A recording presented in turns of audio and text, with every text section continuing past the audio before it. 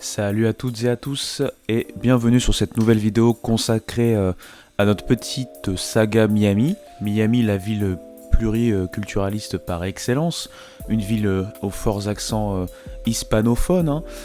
On va s'attarder justement sur cette vidéo un peu là-dessus, en parlant d'un quartier, on va dire quartier qui est représentatif en fait de cette culture hispanique, Little Havana, et on va profiter en fait de ce quartier pour parler également baseball, le baseball à Miami, son histoire et en fait ses influences également latines, hispaniques, avec donc comme je l'ai dit cette forte communauté cubaine.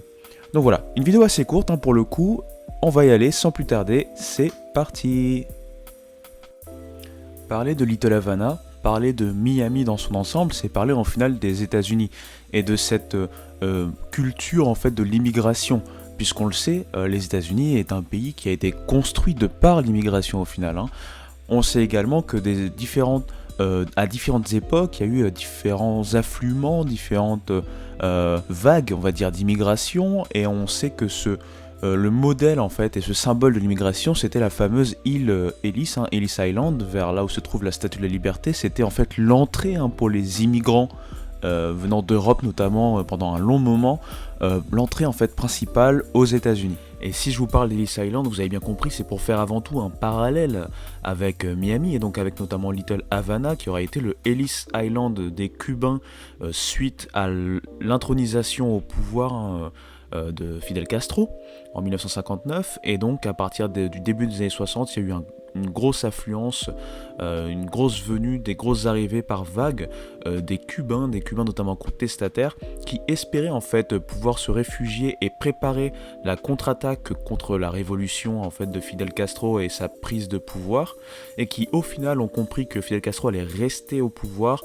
et ont dû en fait donc s'installer définitivement jusqu'au début des années 70 dans ce quartier qui est situé à l'ouest du centre-ville de Miami. Mais vous allez me dire, et vous allez vous dire, mais avant les Cubains, il y avait quand même un quartier ici, il y avait quand même des gens qui vivaient. Bien oui, c'est exact, Miami, bien que ville jeune, vivait déjà depuis une soixantaine d'années quand est arrivé ce qui est arrivé au niveau cubain. Et en fait, il faut savoir que c'était un quartier à dominance juive avant l'arrivée des Cubains. Little Havana porte bien son nom puisque vous l'avez compris, c'est en parallèle avec le nom de la capitale cubaine, Havana. Et au fur et à mesure, en fait, plus on se rapproche de notre époque à nous, plus on va voir au final que le nom a perduré.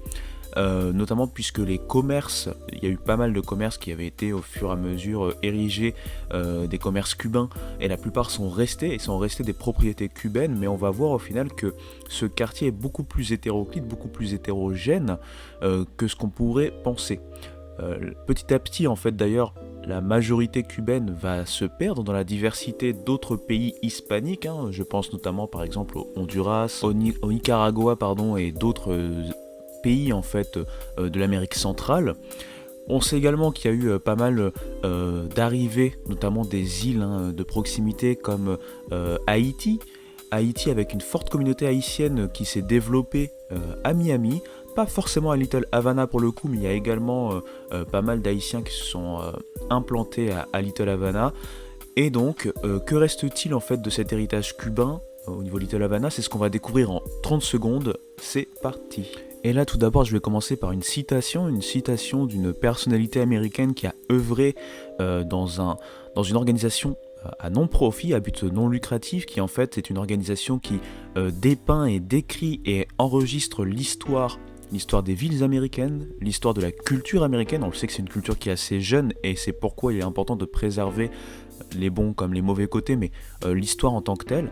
Cette personnalité s'appelle Stephanie Meeks et elle avait dit en fait, pour parler en fait de Little Havana, que c'est la partie, le quartier le plus connu en termes d'enclave en fait cubano-américaine aux États-Unis, et c'est en fait de manière plus générique un symbole de l'expérience immigrante et du melting pot américain.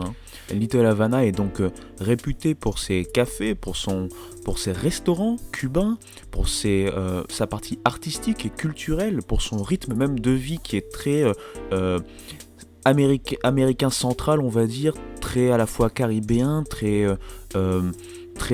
hispanique, très cubain pour le coup, et comme je l'ai dit, c'est vrai que les Cubains ne sont plus forcément la majorité en tant que telle en termes de population immigrante à Little Havana, mais malgré tout, on retrouve tout cet accent, toute cette riche culture cubaine tout au long des rues, la fameuse Calle Ocho, une rue très connue en fait à Little Havana, c'est un peu le symbole de Little Havana avec toutes ces peintures, toutes ces parties artistiques sur les bâtiments.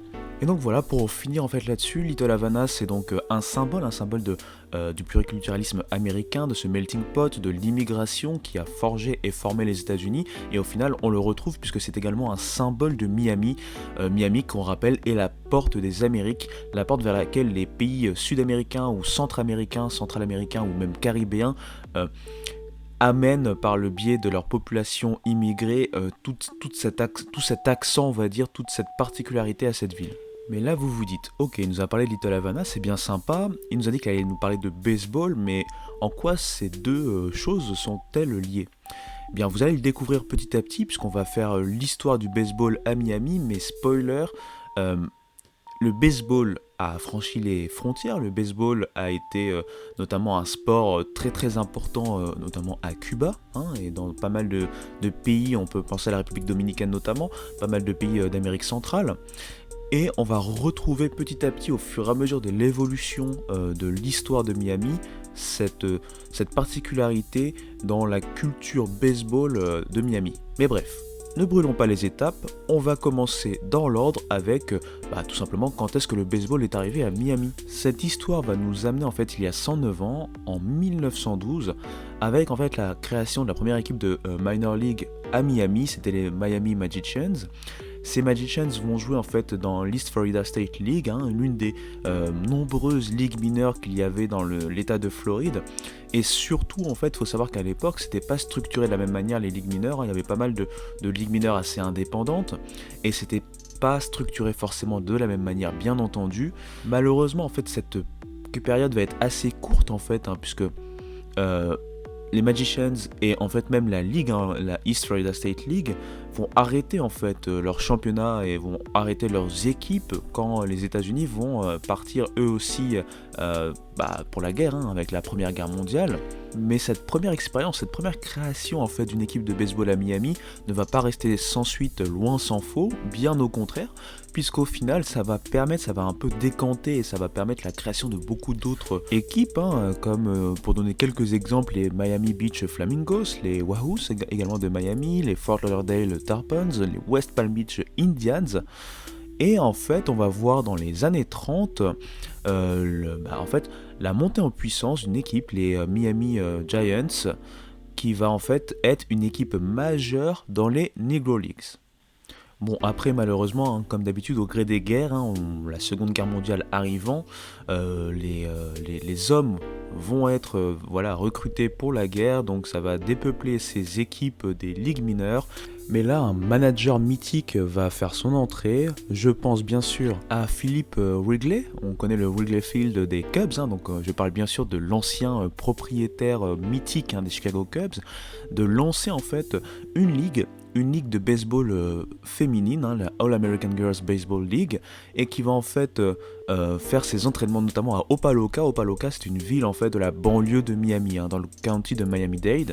Symbole en fait de la naissance d'une grosse connexion, une forte connexion entre le baseball et la ville de Miami. On va vite le voir d'ailleurs, en fait l'engouement pour le baseball va être tel que un ancien ministre cubain, José Alemán, qui avait pris sa retraite et qui vivait du coup à Miami, avait proposé d'ériger un stade, le Miami Stadium, qui a été pendant longtemps considéré comme l'un des plus beaux stades de baseball des États-Unis. Et en fait, Miami et le sud de la Floride vont être reconnus pour deux choses. Tout d'abord, en fait, c'est le fait que de plus en plus d'équipes des ligues majeures venaient en fait faire leur spring training, leurs entraînements donc de printemps en préparation à la saison dans cette zone-là, donc à Miami, utilisant le Miami Stadium ou utilisant les facilités, les installations en fait d'entraînement de baseball à Miami et dans le sud de la Floride, et la création des Miami Marlins. Pas ceux que l'on connaît actuellement, mais l'équipe de AAA qui a été affiliée notamment aux Orioles dans les années 50-60. Donc cette création a eu lieu en 56. En fait, ça a été une récupération des Syracuse Chiefs. Et ensuite, on a vu donc cette équipe jouer dans l'International League en AAA et elle a vu notamment en son sein des joueurs reconnus de manière mondiale, internationale, que sais-je encore, comme Satchel Paige bien entendu. Donc voilà, ça a été en fait quelque part des milestones dans la propagation, dans l'évolution de l'importance du baseball à Miami. Et si en fait cette première expérience de AAA va mettre du temps à revenir avec une nouvelle échéance AAA plus tard, hein, plus de 20 ans après, en 1979, avec les Miami Amigos, on va voir en fait que la popularité notamment du baseball va se retrouver quelque part ailleurs, en fait via l'université de Miami, hein, les Hurricanes.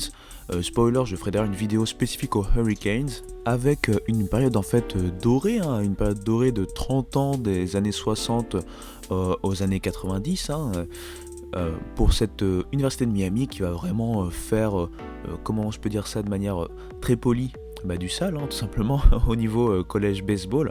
Mais encore une fois, ça on en parlera plus en détail dans la vidéo spécifique aux Hurricanes. Les années 90 arrivent donc, et avec les années 90 qui arrivent, on a bien sûr la création des Florida Marlins en 1993. Et vous l'avez donc bien sûr deviné, je parle bien sûr des Miami Marlins qui vont être renommés plus tard, qui vont réussir malgré leur très jeune existence à remporter 2 titres, en 97 et en 2003, 2 fois de manière surprenante, on ne les attendait pas chacune de ces saisons à pareille fête, des équipes qui ont été en fait des machines de guerre en play-off notamment. Mais bon, je suis pas là pour vous rappeler précisément ce contexte, je suis là surtout pour vous donner en fait voilà, la relation maintenant qu'il y a entre ce Little Havana et le baseball à Miami. Et bien c'est simple, on le voit par la création du Lone Depot Park, en fait le stade des Marlins qui a été inauguré en 2012 et qui se situe en plein quartier de Little Havana. Alors, il faut se rappeler, donc comme je l'ai dit, que Miami c'est un carrefour hispanique notamment, avec une forte influence cubaine d'ailleurs. Et pareil, le baseball à Miami s'est développé tout simplement avec le miroir par rapport au baseball tel qu'il était par exemple à Cuba, tel qu'il était en République Dominicaine. Donc en même temps qu'il a grandi dans ces pays-là, quand ensuite il est arrivé à Miami, il est arrivé avec donc notamment ses ambassadeurs quelque part venant de Cuba. Je rappelle par exemple le fameux José Alemán dont j'ai parlé un peu avant, qui a lutté, qui s'est battu pour la construction d'un stade à Miami. Faut savoir aussi par là que pas mal de joueurs sont d'origine cubaine ou d'origine latine-américaine ou centrale-américaine et ont participé en fait à l'essor du baseball à la manière entre guillemets cubaine à Miami. On a d'ailleurs, et c'est vrai que je les ai gardés pour la fin, eu la fameuse période des Miami Sun Sox, qui était également connue comme les Miami Tourists, qui était une équipe en fait des ligues mineures affiliées aux Brooklyn Dodgers de la fin des années 40 au milieu des années 50, et qui a été élue notamment parmi les 100 meilleures équipes de Minor League de tous les temps. C'était une équipe qui n'était pas forcément en fait très forte au niveau offensif, mais en fait par contre au niveau défensif c'était une des meilleures équipes en termes de fielding, en termes également de bullpen. On sait que leur bullpen était réputé pour être un des plus talentueux en fait de leur division, de leur minor league. Et comme voilà, le symbolisme doit aller jusqu'au bout, il faut se rappeler que les Sun Sox jouaient dans la Florida International League, donc cette ligue mineure internationale, et en fait ils avaient maille à partir avec les Havana Cubans. Donc voilà, faut comprendre par là que la boucle est bouclée, la relation est faite entre Miami et Cuba jusqu'au bout, jusque dans leur adversité commune dans une division des ligues mineures de la fin des années 40, début des années 50. Pour finir sur cette vidéo, et moi je vais vous donner un avis beaucoup plus personnel sur ce que j'ai vécu quand on est allé en fait vivre ce match entre Yankees et Marlins au Lone Depot Park. Faut savoir en fait qu'on le sent directement, le pluriculturalisme et la diversité culturelle. Lorsqu'on rentre dans le stade, on le voit, on le sent, l'ambiance, les musiques, les chaînes de télé, beaucoup hispanophones d'ailleurs, même l'hommage en fait qui a été rendu à un groupe de musique cubaine pendant le match lors des entre-innings, des entre-manches. Donc voilà, en conclusion, bien sûr, Little Havana est un symbole. Little Havana, c'est le symbole en fait de Miami en tant que porte des Amériques. C'est le symbole en fait du pluriculturalisme à l'américaine.